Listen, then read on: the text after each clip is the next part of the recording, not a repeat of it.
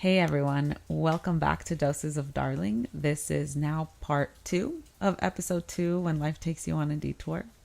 I'm obviously going to start by thanking all of you who have watched my first and second episodes already. I still am feeling all of the love and all of the support. Watching the number of subscribers grow too is really awesome for me. So thank y'all. Thanks for sticking by me. I will continue to pray to God to fill me with whatever wisdom he wants me to share with y'all. I've already recorded my episode 3 and I have brought on a guest for this one. So we're finally going to get into like real mental health stuff.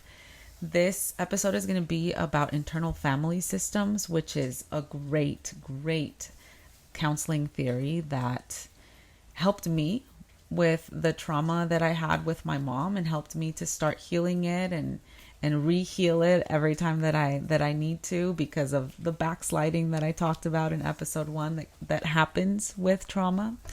It's just, I go into detail about the things that I went through growing up with my mother and how this trauma served its purpose to help me heal all of those things and continue to heal everything that I went through. And so, yeah, let's recap a little bit of where we left off on part 1 of episode 2. I was talking about my very difficult year in Boston. It was my first year teaching. I went through a divorce. I incorrectly confided in students when I shouldn't have. And so I guess this is the point where I want to clarify some of the things that I mentioned in episode 1, because I don't want to make anybody look like a monster or like a bad people. So I'm going to clarify by saying that I still talk to a couple of teachers from the school that I taught at in Boston. I did form friendships with people eventually.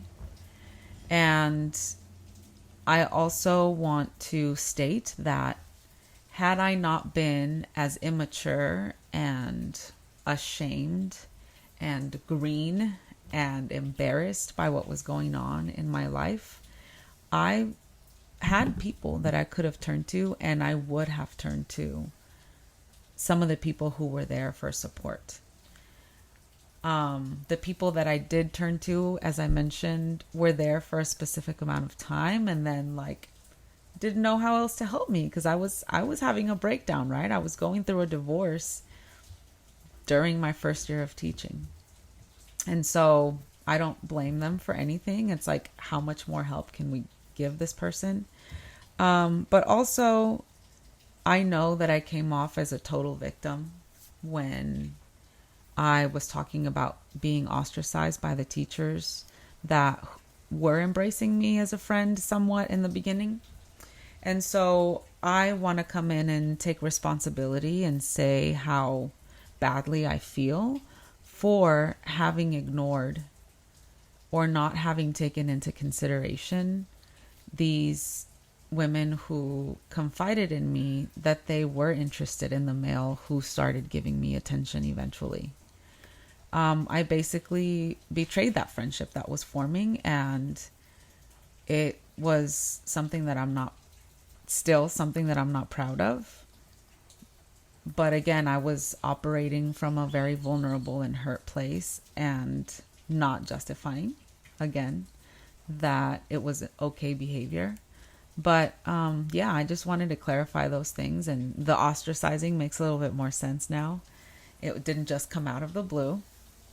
So yeah, I wanted to clarify that and not make anybody, especially like those people at that school, like I don't want to make anybody look badly ever. And so I just wanted to come out and clear the air on that. So the last episode, what I had said at the end was that I thought, because I was having such a difficult, uncomfortable time in Boston, that it was time to go back home to California. So let's see what other things this detour had in store for me to get me to where I am today. So because of that bleak year in Boston, I felt like maybe it was time to go back home. Kind of. I started throwing applications to be a teacher at different places, and Austin, Texas was one of them because I had come here when I was 17. And the reason that we visited was because my dad had got it in his head at that point that we were going to move here. And so he invested in a property, and we came to see, actually, this is the house.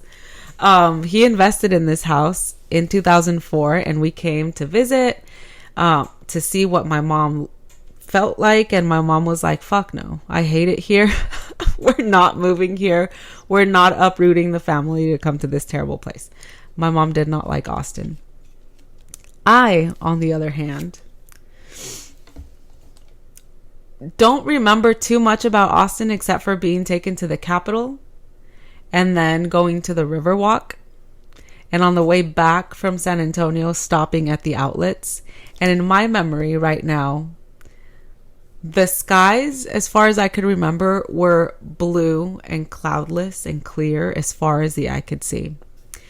And this is how clearly I remember it, that I remember the store we went into. We went into the Puma store.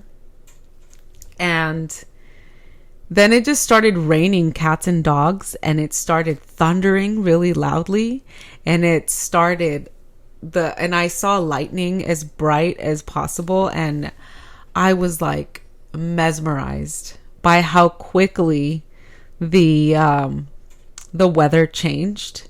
I even said to myself, because I was 17 and my mood swings were horrendous, and I didn't know the difference between like a bipolar diagnosis. I was very dumb and didn't know much about psychology then. Please don't judge me. I literally said to myself, oh my God, the weather here is bipolar, just like my moods. I'm gonna live here one day. Again, y'all, this is one of the things that it's like I manifested it at 17 years old, and I ended up here when I was 25. So timing, God's timing. And so Texas came a knocking. That I had a Skype interview, and one of the students that I confided in Boston helped me pack some boxes. I think I sent like 35 boxes to a friend of my father's house here in Austin, and I made it here on the 31st of July of 2013. And so I got hired at another private Catholic school, and immediately like made great friends with the faculty and staff. I loved the kids. The demographic was mostly Hispanic children who spoke Spanish already. So anyway, I started teaching there. Absolutely loved the kids, but I really felt inadequate as a teacher. I felt like my kids were not learning anything.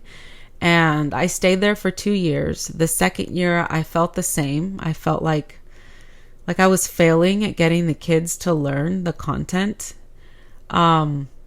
We connected really well because my favorite part of being in the classroom with the kids was shooting the shit and finding out what was going on with their lives, and running the Spanish club and selling snacks out of the closet in the back.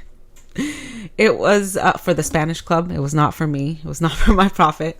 Throwing the Cinco de Mayo parties that I threw, the Dia de los Muertos stuff that we did. Like, I did a whole bunch of, I loved the cultural aspect of it. I didn't really enjoy much teaching the language because I didn't feel like I had the tools adequate to teach the kids. And so by then it was like the third year of teaching, and I still didn't feel like I was doing a good job. So I left.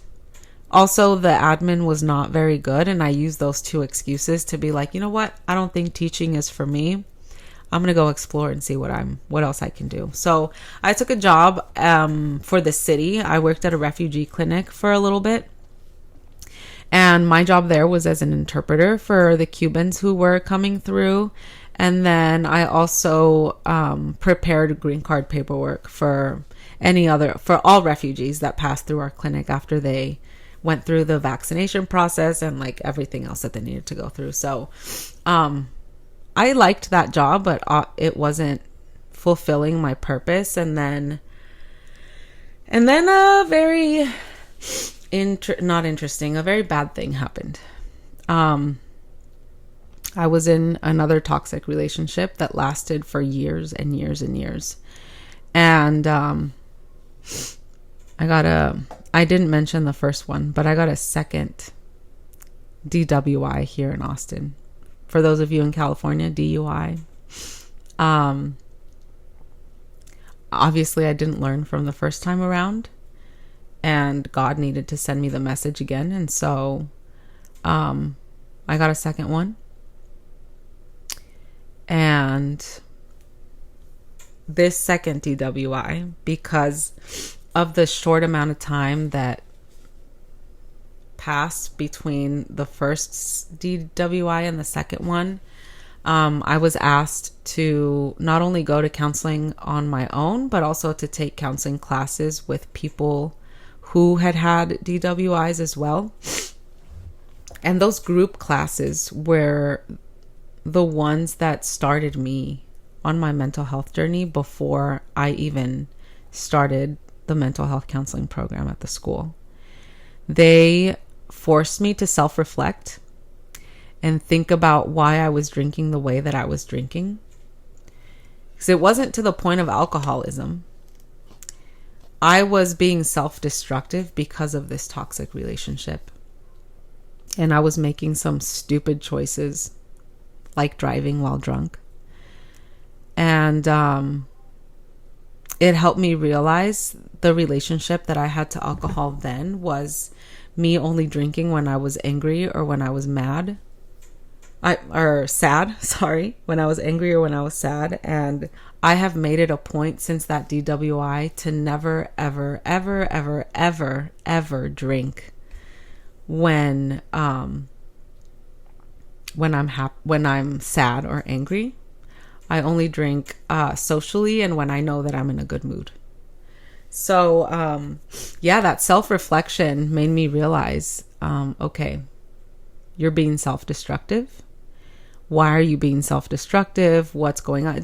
It started planting a lot of seeds in my head or in my brain, and then also started me on my healing journey, at least with alcohol in that moment. And so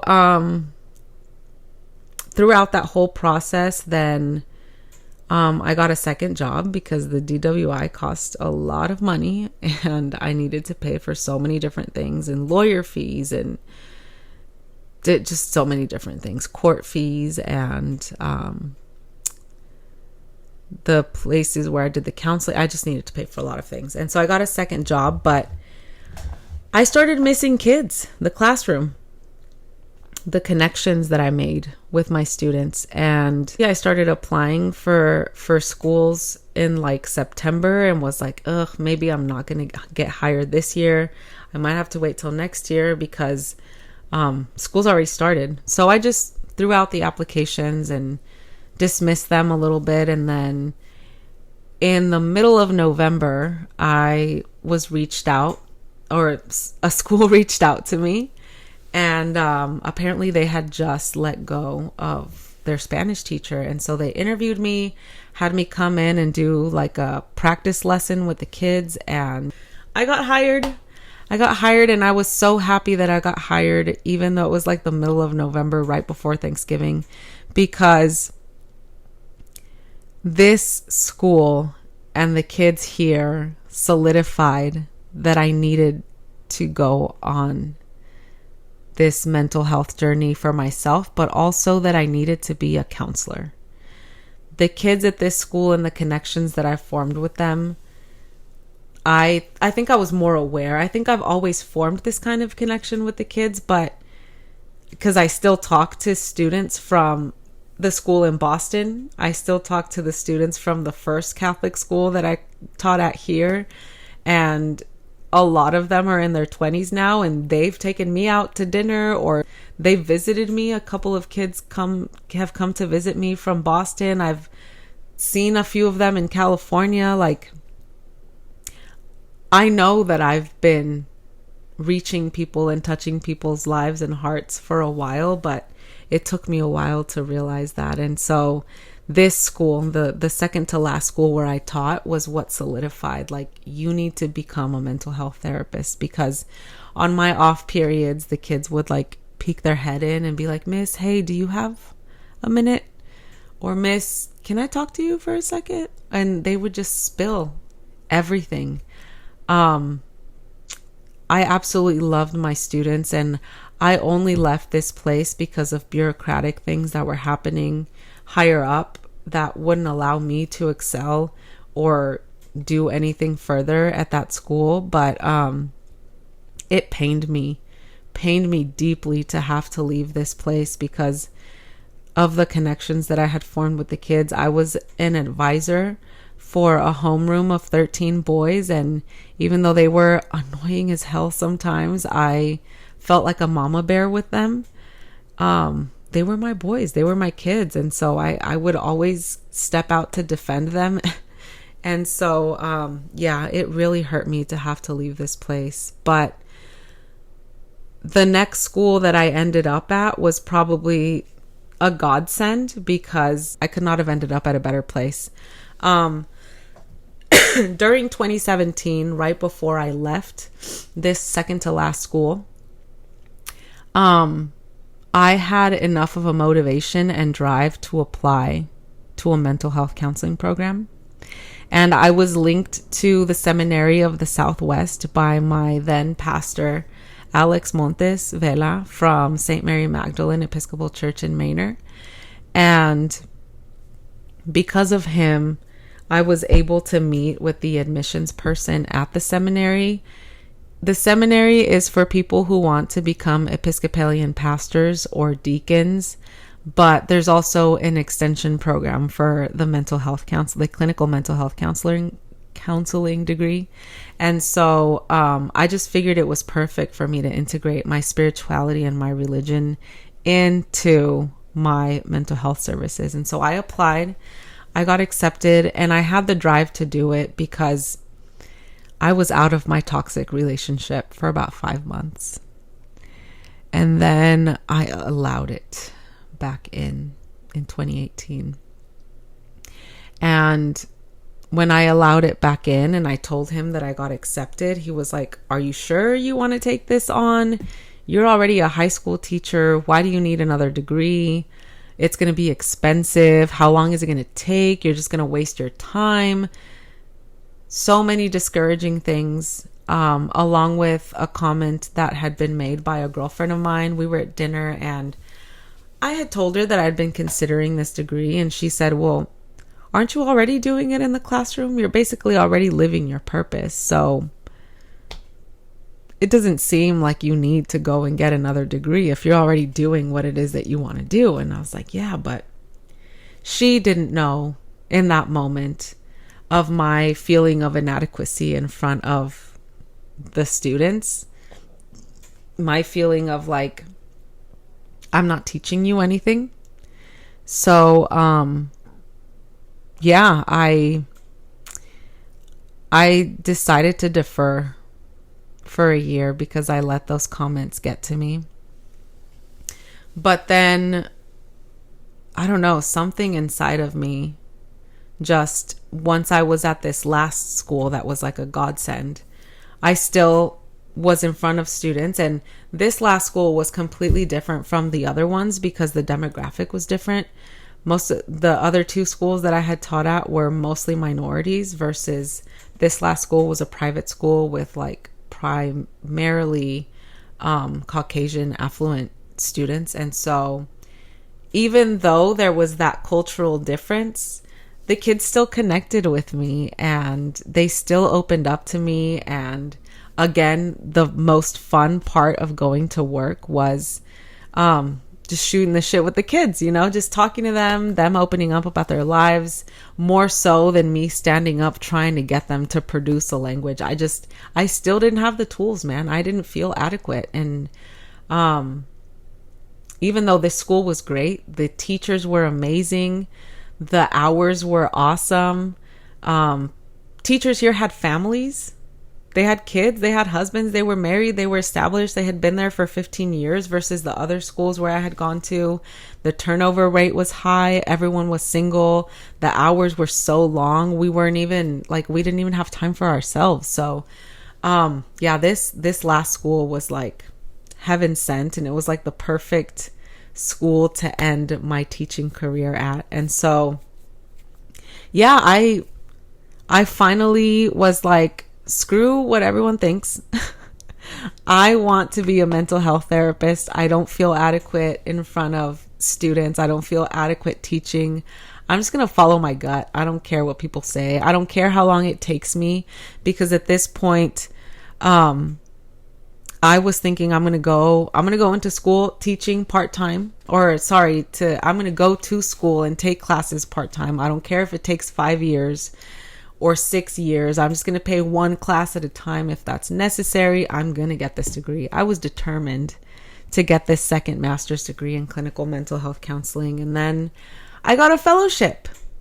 That paid for the last 2 years of school, but it fast-tracked me, and I needed to take full-time courses. So I was full-time teaching, full-time courses, then doing internship.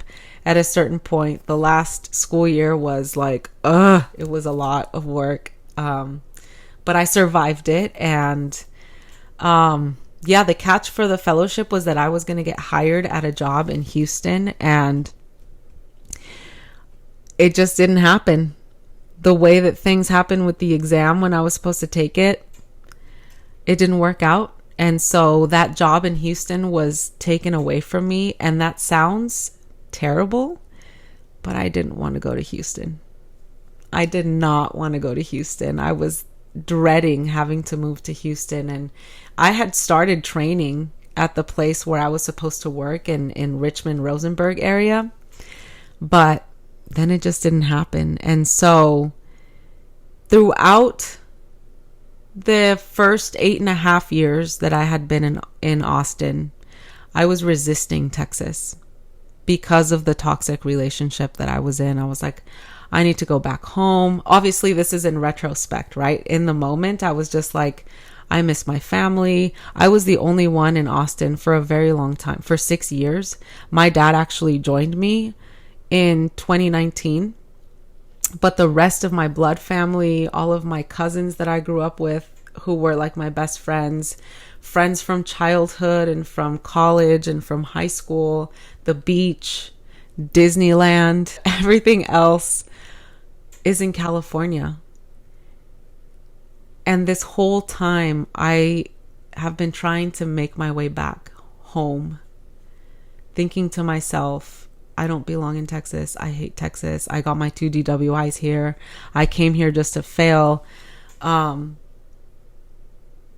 then when Houston didn't work out last year, I had the opportunity to finally move back to California.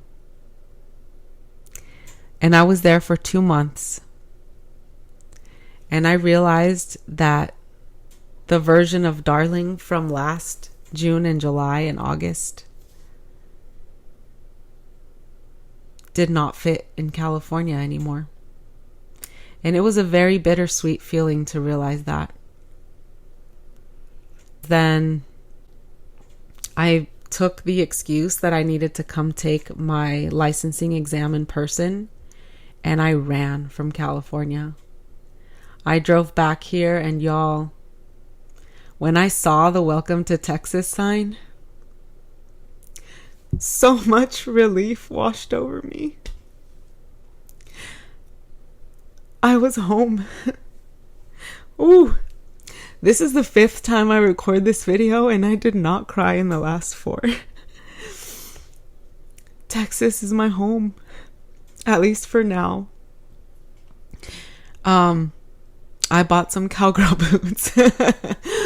But as soon as I stopped resisting Texas,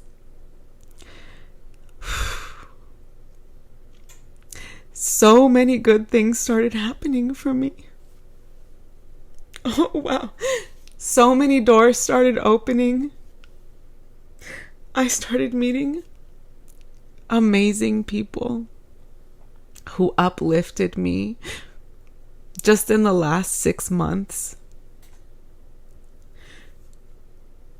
who uplifted me and put up mirrors to me, helped me to continue my healing. Y'all remember the guy that I was heartbroken over, or continue to be a little bit in the last episode? He was one of those people, and that's why I mentioned that it was kind of, even though the dynamic was very similar to my mom's, it was different in that even there was a bit of rejection, but mostly uplifting comments and beliefs about me. And he helped me a lot. I'm so grateful to him for the mirrors that he put up to me, the realizations that I've come to. I've just met some great people who have helped me to become the person I am right now, like in this moment that I'm talking to y'all. The amount of growth that I feel that I have done. I've grown a lot in the last 6 months. And I'm just very proud of this person that I am right now. I love this person that I am right now, because this is the most genuine, the most authentic, the most loving, the most caring version of me that I've ever encountered. I'm just so open to so many blessings now. And I took such a long detour to get here. And yeah, I'm 35, but imagine like if I had resisted for longer, that it would have taken me till like 50, and I would have been struggling, still thinking that I needed to go back to California. I'm good here. I love who I am. And it's all thanks to the couple of people that I've met in the last 6 months, and all of the support that I have from the people that have been in my life from day one. I made it. I am a licensed professional counselor, associate. I'm still working under a supervisor, but I got this second master's degree, and I'm doing this podcast now, and the only thing I want to do is help people. So I hope to continue on this track and continue to accept all of the blessings that God has for me. And yeah. Woo. That was a lot. That was a long detour, right? To get to finally being a mental health professional. And I want to thank y'all for watching this 2-part second episode of Doses of Darling. I do also want to add that one more thing that I learned after my DWIs, obviously, was about Uber and Lyft and designated drivers. Just putting it out there.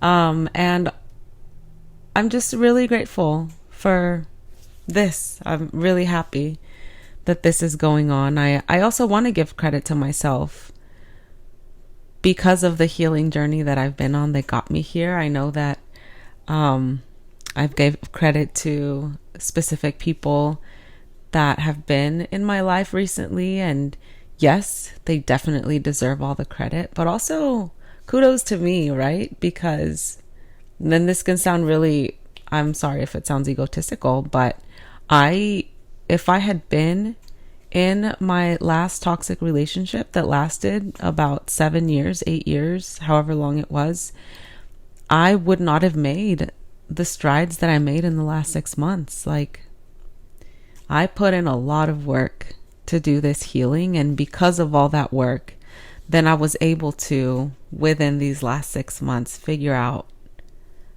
these are the ways in which you're still acting like before you started your healing journey, or these are other things that you might want to change, and these are other.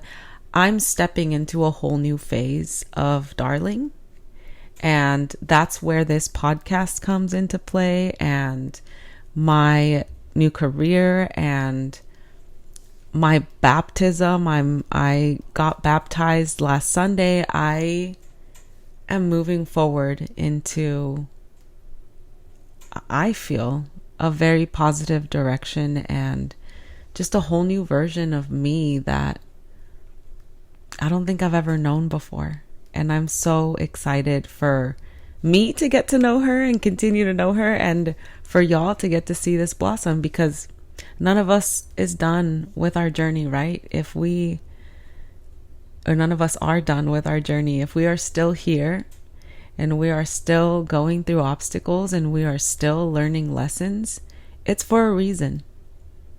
It's for a reason. That means there's a purpose for us, and that means we shouldn't give up hope. We should continue to love ourselves and care for ourselves so that we can love others and care for others whenever they need it. So, y'all, thanks again for watching this 2-parter episode, and like this video and subscribe to my channel so that you can continue to get more content. I have gotten in contact with a couple of guests and we're putting some stuff together. So I look forward to sharing with y'all finally things that will maybe help you guys along the way, and find a mental health therapist for yourself, or talk about certain things of your life that maybe you haven't had the courage to talk about yet. So many different things and great things are coming to us, and we just got to be open and receptive to them. Thank y'all once again. Sending everybody love and light and blessings. See y'all for episode 3 of Doses of Darling.